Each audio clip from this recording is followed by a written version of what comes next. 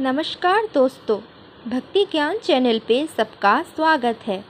Channel के साथ जुड़े रहने के लिए चैनल को लाइक, शेयर और सब्सक्राइब करें।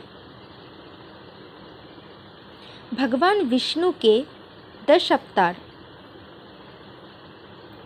मत्स्य अवतार भगवान विष्णु का प्रथम अवतार है। ये अवतार सृष्टि के क्रम को पुनर्स्थापित करने के लिए गया था। सतयुग के आदि में राजा सत्यव्रत हुए थे। भगवान ने मत्स्य अवतार में सत्यव्रत से कहा, सुनो राजा सत्यव्रत, आज से 7 दिन बाद प्रलय होगी। तब मेरी प्रेरणा से एक विशाल नाव तुम्हारे पास आएगी। तुम सप्त ऋषियों, औषधियों, बीजों व प्राणियों के सूक्ष्म शरीर को लेकर उसमें बैठ जाना। सत्यव्रत ने ठीक ऐसा ही किया। रास्ते में भगवान मत्स्य नारायण ने मनु को मत्स्य पुराण भी सुनाया।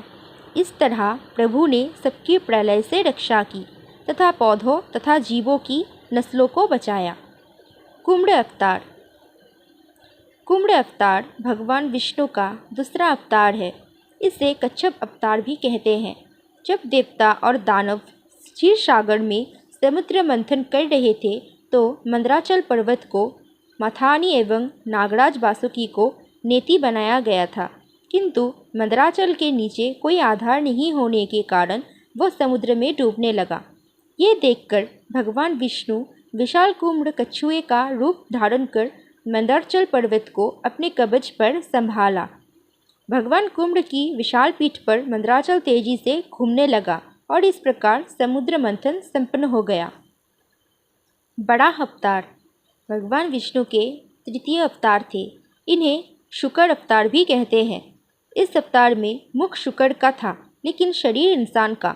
ये भद्रपद शुक्ल पक्ष की तृतीया को अवतरित हुए थे। इस अवतार पर 18 पुराणों में से एक पुराण वराह पुराण भी है।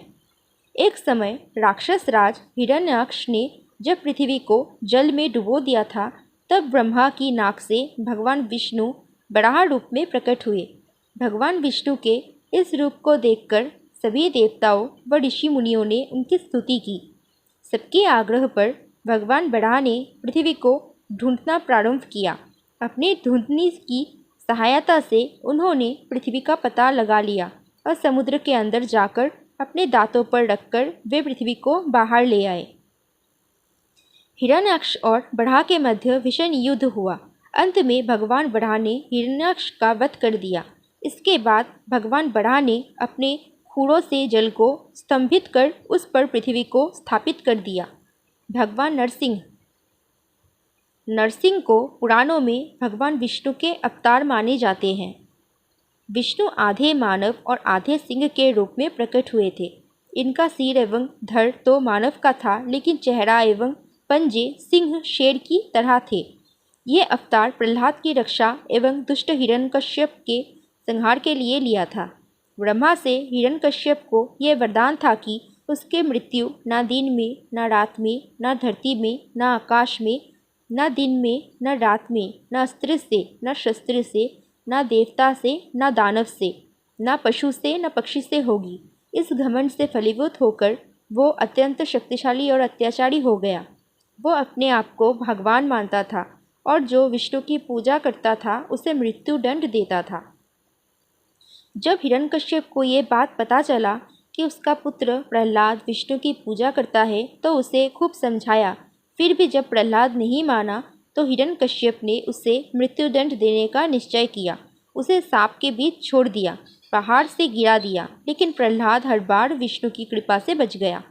हिरण्यकश्यप की बहन होलिका, जिसे अग्नि से ना जलने का वरदान प्राप्त था, वो प्रहलाद को लेकर धधकती हुई अग्नि में बैठ गई। तब भी भगवान विष्णु की कृपा से प्रहलाद बच गया और होलिका जल गई। जब हिरण्यकश्यप स्वयं प्रहलाद को मारने ही वाला था, तब भगवान विष्णु नरसिंह का अवतार लेकर ये से प्रकट हुए और उन्होंने अपने नाखूनों से हिरण्यकश्यप का वध कर दिया। वामन अवतार विष्णु के 5वें तथा त्रेता युग के पहले अवतार थे। इसके साथ ही वो विष्णु के पहले ऐसे अवतार थे जो मानव रूप में प्रकट हुए। इनको दक्षिण भारत में उपेंद्र के नाम से भी जाना जाता है। सतयुग में प्रसाद के पुत्र दैत्यराज बलि ने स्वर्गलोक पर अधिकार कर लिया। सभी देवता इस विपत्ति से बचने के लिए भगवान विष्णु के पास गए। तब भगवान विष्णु ने कहा कि मैं स्वयं देवमाता अदिति के गर्भ से उत्पन्न होकर तुम्हें स्वर्ग का राज्य दिलाऊंगा। कुछ समय पश्चात भगवान विष्णु ने वामन अवतार लिया। एक बार जब बलि महान यज्ञ कर रहा था, तब भगवान वामन बलि की यज्ञशाला में गए और राजा बलि से 3 पग धरती दान में मांगी। राजा बलि के गुरु शुक्राचार्य भगवान की लीला समझ गए और उन्होंने बलि को दान देने से मना कर दिया। लेकिन बलि ने फिर भी भगवान वामन को 3 पग धरती दान देने का संकल्प ले लिया। भगवान वामन ने विशाल रूप धारण कर एक पग में धरती और दूसरे पग में स्वर्गलोक नाप लिया। जब तीसरा पग रखने के लिए कोई स्थान नहीं बचा, तो बलि ने भगवान वामन को अपने सिर पर पग रखने को कहा। बलि के सिर पर पग रखने से वो सुतल लोक पहुंच गया। बलि की दानवीरता देखकर भगवान ने उसे सुतल लोक का स्वामी भी बना दिया। इस तरह भगवान वामन ने देवताओं की सहायता कर उन्हें स्वर्ग पुनः लौटाया। परशुराम अवतार भगवान विष्णु का छठा अवतार। इनका जन्म महर्षि भृगु के पुत्र महर्षि